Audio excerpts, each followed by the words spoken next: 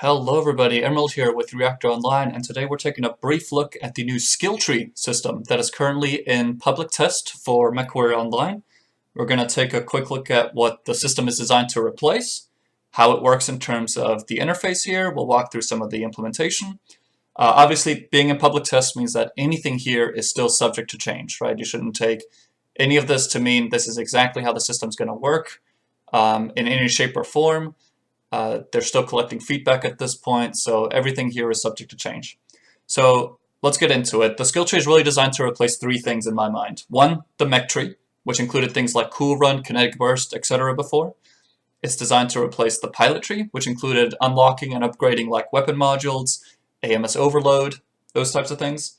And finally, not quite replace, but essentially remove some of the work that PGI has to do up front to make the mechs competitive through a lot of quirks, right? So before, to make a mech competitive, PGI might have to do a lot of different quirks on a particular variant of a mech just to make it competitive against other mechs. But in doing that, they're kind of deciding what that mech will be good at, right? So if they add a ballistic quirk on that variant, then you're pretty likely to want to equip a lot of ballistic type weapons on that mech to take full advantage of the quirk they added.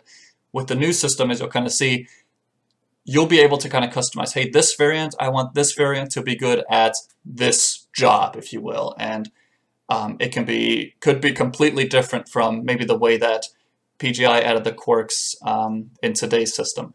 So let's get into it. So before, right, you'd have the skills tab up here up top. Now when you go to the mech lab, you select the mech, and then you hit the skills button on the left-hand side, and you're taken to this screen here. So before we kind of start, let me go real quick through the terminology, because I think if we're all kind of have the same terminology, it'll be easier to kind of walk through this. So the overall system, as I mentioned, is called the skill tree. The categories up top are called the skill classes. So firepower, survival, mobility, operations, and infotech are the skill classes. And then we have skill subclasses. So firepower has the skill subclasses of ballistic, energy, and missile. Survival has the defensive subclass, so on and so forth. The sections down here, right, where you can actually start to see it branch out, these are called the skill branches. So autocannon is a skill branch, ultra autocannon is a skill branch, and so forth. And finally, skill points. What you'll see is skill points are the indicators that tell you, hey, how many of these nodes have you assigned to your mech? And you can assign up to 91 of those. And that's what's labeled as your skill points. So you can have up to 91 skill points per mech. Alright, so taking a quick look at this, right? So firepower, ballistic, the way that this kind of works is, say that I know that I'm going to equip, or maybe I've already built out the mech. I have autocannons on the mech. And now I want to start to add some enhancements for that autocannon, right? So it's really easy. You kind of hover over the different nodes, and you either have the option to spend GXP or XP. Probably in all cases you're going to be spending XP. Hopefully nobody's spending GXP on this type of stuff. And when you click on one, then the next branches that it's connected to will become available to unlock, right? So I unlocked AC velocity up top. Now I can unlock AC range, so on and so forth. Okay, going all the way down the tree. Now the one thing to keep in mind is you cannot go upwards in this branch. You'll notice everything kind of goes downwards. So I cannot right now loop back through this bottom path up to AC velocity 5. If I unlock this one, I have to get one of the nodes that's above that node. It only flows downwards. So if I want AC velocity 5, I either need AC velocity 4 or AC cooldown 3, right? So you click on those, and you're able to work your way all the way down. Once you've made your selection, you take a look on the right-hand side. It'll tell you what you've applied, what the end result will be. So AC range has gone from plus 0% to plus 10%. AC velocity has gone from plus 0% to 8%, and so forth. And it'll tell you you're allocating currently 11 of your 91 skill points and the cost. So in this case, for these 11, it's going to cost me 1,100,000 C builds and 16,000 XP. You hit apply changes, hit OK, and you've just made the purchase of those nodes, right? You can remove nodes either individually.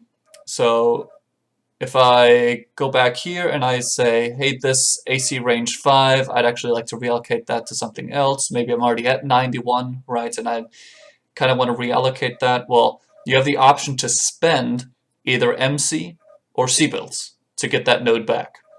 So if I click on here with C builds, it's going to tell me that I'm requesting a refund of 1 skill point.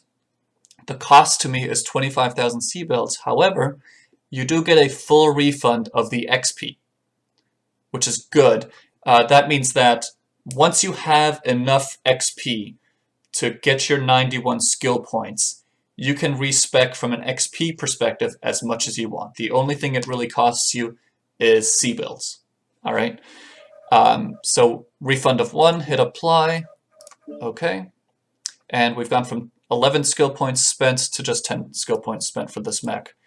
The other thing that's kind of nice is, say that I just completely got rid of the autocannon on this mech, right? So I don't need any of these autocannon quirks anymore. What you do is you just go all the way to the top and you request a refund on the very top node. So just click on that. It fully recognizes that, hey, if you get rid of the top one, you also want to get rid of everything else. And you'll get back 10 skill points in this case, all right, which is going to cost me 250,000.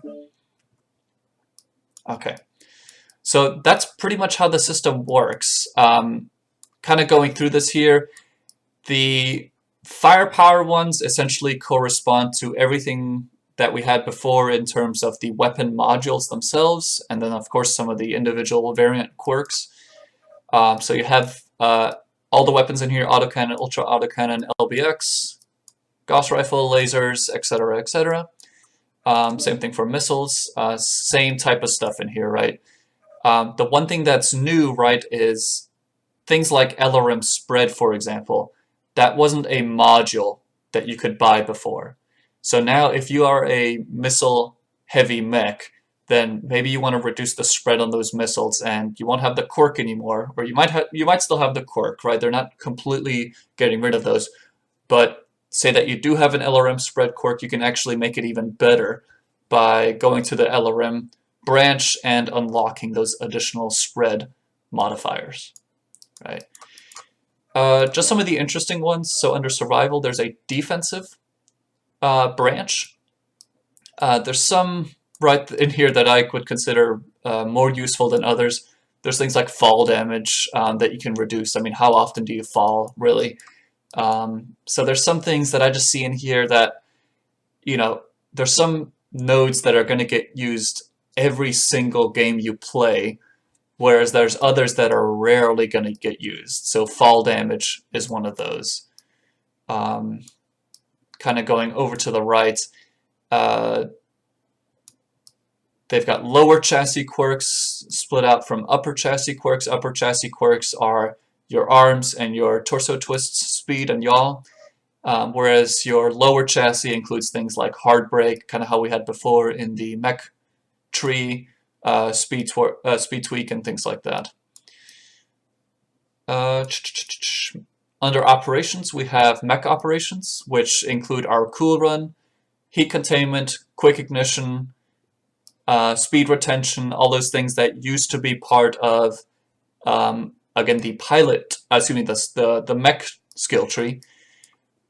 One thing that's kind of interesting that jumped out at me is that there is a magazine capacity node at the very bottom that actually increases your capacity per ton, which could be extremely useful.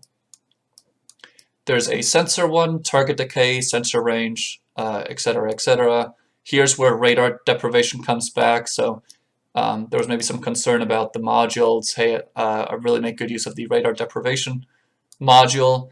Now it's not just, hey, you know, one module to equip. Now you can actually unlock varying degrees of radar deprivation in this particular branch. And then there's an auxiliary branch under the infotech that corresponds to UAV range, UAV duration, capture assist. Again, right here, here's kind of another example. UAVs might be one of those things that you always use. So that seems like a good idea to unlock. But things like capture assist, unless you know you're going to be playing a capture type game, which you often don't, that might be a waste. But again, you do have 91 skill points, and the capture assist, if you wanted to grab all of them for some reason, it would take up 5 of those 91. So that's kind of how the system works. If you have any questions, leave some comments below.